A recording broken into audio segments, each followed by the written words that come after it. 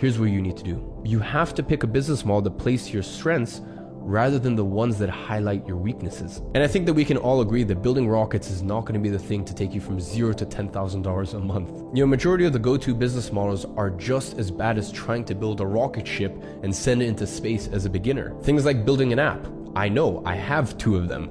Things like starting an e-commerce brand. Once again, I know because I have my own e-commerce brand. Developing a software. Once again, I speak from experience. That's my main business, Agency Flow. And in fact, I've even bought a few other software companies to roll into the portfolio. So just like building rockets, these businesses are very complex to get off the ground. They require top talent for product development and require a lot of cash to get started. Way more than you would expect. So the number one main priority when starting a business is avoid the wrong business models for beginners. Now the question is, how do you tell the wrong ones from the right ones?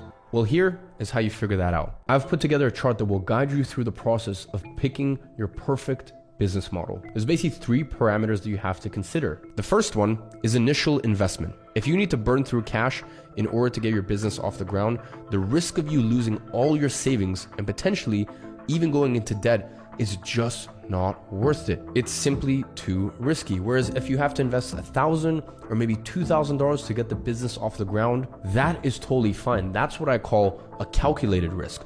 Not being a beginner and thinking that, hey, I'm gonna plunge $10,000 or $15,000 or $20,000 into this business model, or I'm gonna ask my grandma for $100,000 loans and her life savings in order to roll the dice and potentially lose all my money. You need to understand that everything in life is offense and defense. So right now, it's most important that you pick a business model where if you don't succeed for 3 months, for 6 months, for 9 months, maybe if you don't even succeed for a year, okay, maybe you've lost $500, $1,000, maybe $2,000. You haven't burned tens of thousands of dollars and gone into debt that can plague you for life. Instead, you need to pick the right business model for your career stage. And the business model that you pick now is not the same business model that eventually, if you want to make $10 million a year or $30 million a year, or you want to sell your company for $300 million, they're going to be 2 very different businesses.